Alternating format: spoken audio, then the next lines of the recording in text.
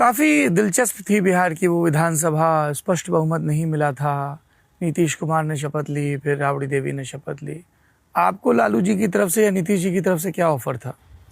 भाई मेरे जीवन का पहला राजनीतिक वोट की राजनीति में मेरा पदार्पण था।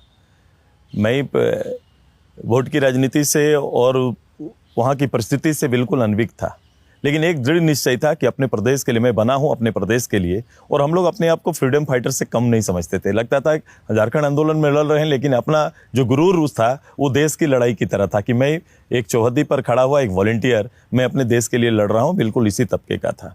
मैं चुनाव जीत के आया। बिहार में गवर्नमेंट बननी थी। गवर्नमेंट लालू जी की थोड़ा सीट को जो उनको आना था बहुमत से थोड़ा दूर रह गए थे। उनकी कोशिश, उसके यहाँ पर जो दबंग लोग थे इस रांची मुख्यालय के अंदर में, उनकी कोशिश हमसे मिलने की, और अंततः लालू जी का फोन मेरे पास आता है। घर में फोन था। दबंग लोग रांची के? उस समय राजद मतलब दबंग होता था। राजद मतलब हम लोग जानते थे, उनके प्रतिनिधि लोग थे। मैं व्यक्तिगत रूप से नाम अभी नहीं ले रहा हूँ, लेकिन मैं लालू जी का नाम डायरेक्ट ले रहे हैं। मैं डायरेक्ट लालू जी का नाम ले रहा हूँ कि उन्होंने मुझे कहा, उन्होंने मुझे फोन में कहा कि सुदेश जी आ जाइए, और आ जाइए, आपका यहाँ स्वागत है और मुझे साथ दीजिए। मैंने कहा, मैंने एक ही बात कहा, आपको जो चाहिए हम लोग करने के लिए तैयार हैं।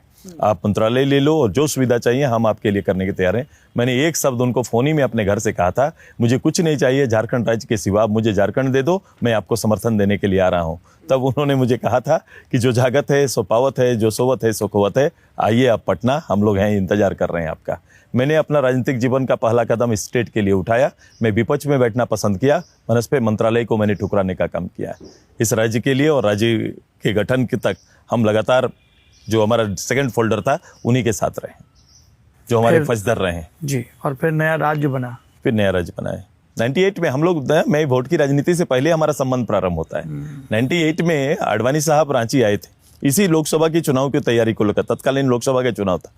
हम वोट की राजनीति नहीं करते थे, लेकिन हमारा एक ऑर्गेनाइजेशन था जो झारखंड के लिए एक फ्रीडम फाइटर की तरफ फाइट कर रहा था। हम लोग चुनाव के लिए नहीं, हम लोग ने कहा था एयरपोर्ट में, पहला हमारा पीसी और समझौता उनके साथ यही हुआ था कि हम झारखंड राज्य के लिए आपको समर्थन करेंगे। आप आओगे सत्ता में, मेरे प्रदेश के लिए आप घोषणा करो, अलग राज्य हमें देने का काम करो। वहां से हमारा दोस्ती और संबंध शुरू होता है।